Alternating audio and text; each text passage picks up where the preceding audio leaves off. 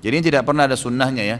Termasuk ikhwas sekalian tidak boleh bersalaman setelah sholat kalau dijadwalkan, itu dianggap bagian paket dengan sholat berjamaah. Jadi dianggap nggak enak kalau nggak salaman gitu kan. Lain kalau habis sholat memang kebetulan kita mau pamit, mau jalan, kemudian salaman, tidak dihubungkan dengan zikir habis sholat ya. Dengan habis sholat itu tidak ada masalah. Tapi kalau kayak kita biasa di Indonesia ini kan sudah jadi tradisi salaman. Apalagi ditambah lagi dengan membaca salawat keliling-keliling masing-masing semua. Ini sama sekali nggak ada tuntunannya ikhwah ya. Hati-hati, jadi nggak boleh. Nggak bolehnya itu bukan karena salawatnya ya, bukan karena salamannya, tapi karena tidak pernah ada panduan dari kiai dan guru kita Muhammad sallallahu alaihi wasallam. Ikutilah beliau apapun sifatnya, kedipan matanya pun kalau perlu diikutin. Kalau nggak dilakukan jangan dilakukan. Selesai. Bersalaman setelah sholat dan sebagainya. Itu di kalangan kita sendiri memang ada perbedaan, sebaiknya tidak usah bersalaman. Sebagian mengatakan bersalaman. Yang jelas bersalaman adalah baik-baik saja. Apalagi tadi kita datang ke masjid juga belum sempat ketemu kan. Tiba-tiba sudah takbiratul ihram, Allahu Akbar. Saya tidak sempat menyapa tetangga, akhirnya setelah assalamualaikum. Atau salamannya ditunda nanti di akhir. Itu nggak terlalu repot, jangan sampai kita sibuk urusan salaman seperti itu. Sesaat mengatakan bid'ah, yang sebagainya dan sebagainya. Dan memang ada sebagian yang keras urusan bersalaman setelah sholat, nggak boleh, bid'ah dan sebagainya. Biarkan dia mengatakan bid'ah, karena memang di masjid pun, saya pagi-pagi datang ke masjid pun tidak semuanya melihat anak-anak. Yang salaman paling yang pertama saja, sop yang paling belakang, yang depan sudah lebih dulu dari kita misalnya. Setelah assalamualaikum bersalaman. Dan sebagian para ulama mengatakan bahasanya bersalaman setelah sholat juga dianjurkan, khususnya setelah sholat asar sama setelah sholat subuh. Memang tidak ada sandaran dari Nabi, tapi para ulama itu mikir. Orang habis sholat subuh itu habis tidur dari rumah masing-masing, ya kan? Kalau sholat asar, berarti baru bangun tidur. Nah, ini, baru bangun tidur. Kemudian asar itu menjelang malam, orang mau pergi pulang ke masing-masing. Ada sebagian mengatakan seperti itu. Kemudian berkata bahwasanya di saat kita sholat itu kita telah berpisah dengan saudara-saudara kita, supaya kita tidak terlalu keras deh. Artinya kalau memang anda melihat teman tetangga anda itu nggak biasa salaman, ya nanti aja salamannya. Apalagi lagi khusyuk, apalagi sampai muter wajah anda ke belakang itu, mengganggu keindahan. Jadi yang nyaman, yang mudah bersalaman, salaman. Jika ternyata tidak bersalaman, mungkin nanti. Artinya jangan sampai anda menjadi orang yang keras, gampang menyalahkan. Bersalaman adalah hak, cuman cara saja yang nyaman, senyaman-nyamannya. Apalagi waktu khutbah Jumat. Kadang-kadang orang ke masjid itu ya sambil istirahat lah ya. Ada irama khotib itu menjadikan dia tidur, jangan diganggu, kasihan dia. Dia kerja sehari, biar dia tidur. Assalamualaikum, salaman, salaman lagi. Ya. Kemudian jika anda terlambat di majelis juga ini adalah adab disebut para ulama. Anda datang di majelis telat, ya langsung saja duduk. Jangan salaman saat majelis, nanti nggak bisa pengajian nanti. Sudah terlambat, ganggu lagi. Jadi salaman pada hakikatnya adalah sunnah, tinggal kita tahu waktu yang paling tepat dan tidak ganggu orang. Jadi salaman itu indal liqa, waktu bertemu. Baik, itu adalah masalah bersalaman yang diajarkan oleh baginda Nabi Muhammad SAW. Assalamualaikum warahmatullah. Assalamualaikum warahmatullah. Dalil dan contoh ada. Apa itu? Begitu selesai Quran surah keempat ayat 103. Fa idza qadaytumus salata fadhkurullaha. Maka jika anda tuntas mengerjakan salat, berzikirlah kepada Allah. Hadis Muslim hadis 593. Astaghfirullah, astaghfirullah, astaghfirullah. Setelah itu lanjutkan Allahumma antas salam minkas salam tabarakta ya dzal jalali wal ikram, dan seterusnya sampai 597.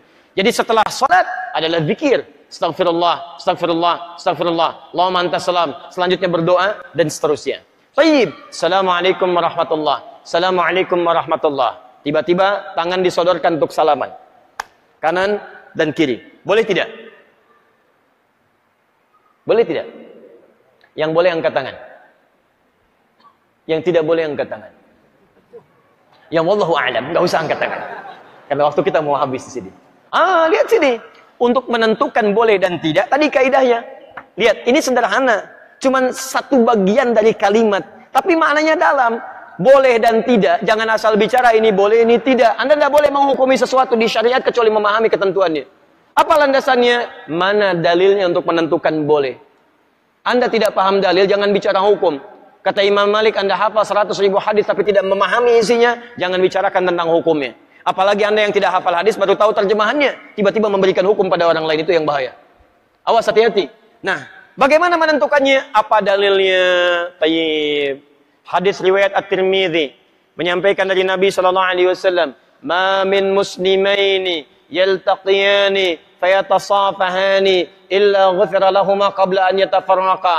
Tidaklah dua orang muslim bertemu dimanapun kapanpun, catat kalimat itu, dimanapun kapanpun, mau di dalam masjid, mau di luar masjid, mau di kantor, mau di rumah, kapanpun dalam kondisi yang dibenarkan, mau setelah sholat, mau di luar sholat, yang dibenarkan, karena di dalam sholat gak mungkin Allahu Akbar, Allahu Akbar, mustahil. Dalam kondisi yang dibenarkan, ba'da salat, Assalamualaikum, Assalamualaikum. Di luar masjid, fayatasafahani, tiba-tiba keduanya bersalaman. Tek, salaman. Ghufira lahuma qabla an yatafarraqa. Maka diampuni dosa-dosa yang pernah melekat pada keduanya. Pada keduanya. Ini pernah membicarakan keburukan pada orang ini pernah berprasangka yang tidak baik, tiba-tiba salaman. Tapi salamannya menggunakan tasafah. Dari kata safaha, sesuatu yang lapang hatinya. Jadi ketika bersalaman itu ada kelapangan dalam hati. Masya Allah, salaman. Maafkan Pak ya, kalau selama ini ada yang khilaf, saya juga sama. Jadi lapang suasana hati. Itu begitu belum lepas ini, digugurkan dosa-dosa yang pernah melekat di antara keduanya. Ingat kalimatnya itu tajam, bukan salaman biasa. Kalau cuman begini, satu nengok ke barat, satu ke timur, masyriq wal maghrib, nambah dosa. Apa kabar? Baik. Satu dosa, yang ini dosa. Jadi begitu Anda salaman, fayatasafahani, lapang hati, ghufira lahum qabla an yatafarraqa, turun ampunan Allah pada keduanya sebelum dia berpisah. Begitu berpisah, sudah tidak membawa dosa di antara keduanya. Baik, sekarang persoalannya, Assalamualaikum warahmatullah, Assalamualaikum warahmatullah, tiba-tiba salaman. Tek kanan, tek kiri. Dalilnya ada yang tadi. Karena hadis tadi tidak membatasi. Mau ba'da salat, mau di luar masjid, mau jadi dari salat, yang penting salaman. Boleh tidak? Boleh kalau bicara dalil, itu boleh. Cuman persoalannya, contoh tidak ada. Kaidah mengatakan kalau tidak ada contoh, ya tidak ada masalah. Yang penting ada dalil. Karena patokannya dalil ada. Karena tidak setiap kesempatan Nabi mencontohkan itu. Dalilnya ada. Tapi kaidah mengatakan, kalau dalil plus contoh bertemu dalil tanpa contoh, maka dahulukan dalil plus contoh. Dan akhirkan dalil tanpa contoh. Paham? Di begitu Assalamualaikum warahmatullah, Assalamualaikum warahmatullah, Anda zikir terlebih dahulu. Astaghfirullah, astaghfirullah, astaghfirullah. Allahumma antas salam, minkas salam, tabarakta ya dzal jalali dan ikram. Selesai. Assalamualaikum akhi, Assalamualaikum akhi. Masya Allah, taqabbalallahu minna wa minkum. Assalamualaikum. Makanya Nabi selesai salat, beliau bersalaman. Sahabat mengejarnya. Ada Anas mengejar Nabi, dan sebagian mengejar Nabi, salaman mengejar Nabi SAW. Hadisnya sahih, bahkan di Al-Bukhari. Paham ya? Jadi tidak ada masalah teman-teman sekalian, tapi kita paham fikih prioritas. Kecuali ada orang yang belum paham, tiba-tiba Anda sedang berzikir, astagfirullah, astagfirullah, tiba-tiba tangannya begini kepada Anda. Anda sedang berzikir, tangan sahabat Anda diulurkan kepada Anda seperti ini. Assalamualaikum. Mana-mana hukumnya? Menjawab dulu salaman, atau Anda kemudian meneruskan zikir Anda? Assalamualaikum, astagfirullah, astagfirullah. Hati-hati. Setiap penghormatan pada seseorang, maka kaidahnya menjawab penghormatan itu wajib hukumnya, didahulukan dibandingkan meneruskan sunnah yang dilakukan. Menyampaikan salam sunnah, menjawab salam wajib hukumnya. An-Nisa ayat 86. Wa idza hayyitum bi tahiyyatin fahayyu bi ahsana minha wa radduha. Jika Anda diberikan penghormatan dalam bentuk salam kalimat, atau dalam bentuk ekspresi, atau dalam bentuk gestur, maka wajib Anda meresponnya dengan yang lebih baik daripadanya. Dengan kalimat Assalamualaikum, jawab dengan yang lebih baik. Waalaikumsalam warahmatullahi wabarakatuh. Assalamualaikum warahmatullahi, waalaikumsalam warahmatullahi wabarakatuh. Menyampaikan sunnah, menjawab wajib hukumnya. Maka dalam keadaan Anda berzikir, ada orang menyodorkan tangan, respon tangannya. Waalaikumsalam. Zikir, astagfirullah. Astagfirullah. Merespon, please ada nilai dakwah di dalamnya. Paham ya? Assalamualaikum. Astagfirullah. Cari masalah Anda. Cari masalah. Gak direspon. Jenggot baru 3, gak ngerespon. Jadi ke jenggot tadi ya. Apa hubungan salaman dengan jenggot? Yang salaman tangan, yang disoal jenggot. Jadi sudahlah. Ya, hal-hal yang tidak penting, lupakan aja gitu kan. Lupakan aja. Jadi makanya luaskan wawasan kita.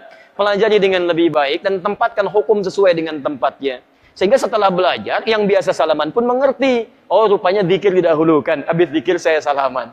Maka dia tungguin habis zikir. Begitu mau salaman pulang. في القلب مشاعر أخفيها قد أشرقت الشمس عليها عن خطط لم أعبأ فيها ستكون بأيامي فرقا فحياتي قبل الحلقات تيه بضياع بشتاتي من دون نعيم الآيات نرتاد لنحفظها